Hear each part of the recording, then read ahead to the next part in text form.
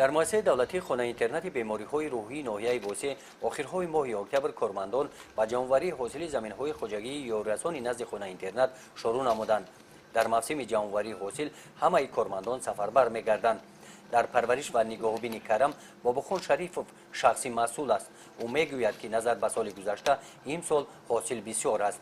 ما در میدان 25 سوتیخ یا که 025 گاه زمین کرم کردگیم که باشندگان ما رو تا ماه مارت پر را هم حسابی خوریشی بالای استول بودگی هم برای اوقاتی برش میرساند. برای نگاهبین کرم خیلی ما هم خیلی که امسال نامساعدی بود ها و کم حشرات ها رقم داد نیک با وجود اون ما ای عهده برآمدیم حاضر کرم و حاصل خوب بستگی انشالله پاکیزه برای تامین باشندگان میرساند. در خوجگی یارسانی خانه اینترنت استفاده زمین عاقلانه به راه مانده شده است. هر یک وجب زمین کارم را کارمندان خوجگی ثمرناک استفاده می نمایند. در خطه‌های خرد کبودی های گوناگون کش نمودند که آشخانه را هم روزه با محصولات های تر و تازه تامین می نمایند. این سبزوات ها را هم در خطه‌های زمین های نه آنقدر کلان پرورش نمودند. طور وارد است که بسیار نقش شده است. خیلی شما دیده ایستادید در زمین در 15 سوته نقش برای باشندگی مؤسسه بسندگی میکنند. در خانه اینترنت برای خوراک باشندگان قسم زیادی محصولات غذایی از حاصل خوجگی یارسان استفاده برده میشوند. در اینجا در برابر چاروای کلان مال مایده همچنین با پرورش پرنده پروری مشغول هستند. خوراک چاروا را ذخیره کرده در جمع‌آوری حاصل دان همه کارمندان اشتراک می نمایند. در این زمین مکه دان حاصل دوم این زمین می باشد. گرد و اطراف خانه اینترنت از درختان گوناگون میوه دهنده عبارت هستند. بیهی پخته رسیده است. از حاصل زردآلو زیاده از 1.5 تن میوه خوش ذخیره کردند. از بیهی باشد برای باشندگان خانه اینترنت مربا تیار می نمایند. هر سال به همین باشندگان خودمان زمستان گذرانی تیاری میبینیم.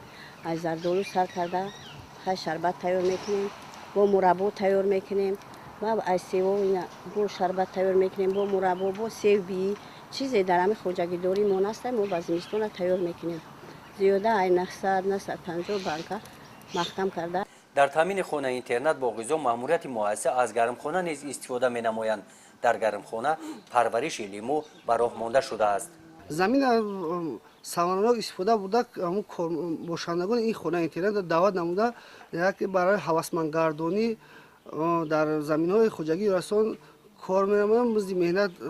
مزد مهنت میکنند که برای هوسمندگردانی همین باشندگان که در آینده برای سلامتی باشندگان فایده میرساند. لیمون چه خیلی لیمون در اینجا 90 درخت بخت لیمون میباشد که نظر به سال گذشته حاصل نقص گرفتند. این ما میتونیم که بر زیاد در بالای استال باشندگان پیشیان نماییم. این سال گرمخانه را هم دیدیم تعمیر کردین. در گرمخانه حساب خوجگی رسان عینه‌سازی و زمانوی ساخته استفاده بوده. حساب خوجگی رسان میباشد. در مؤسسه دولتی خانه اینترنت بیماری‌های روحی ناحیه بوسه 220 نفر بیماران از شهر و ناحیه‌های جمهوری با طبابت فرا گرفته شدند. مؤسسه به دوره زمستان پوره آماده میباشد. گزارش خواجه نظری خدای نظر ظهورов از ناحیه بوسه برای برنامه اطلاعاتی تحلیلی جنبسته هفته.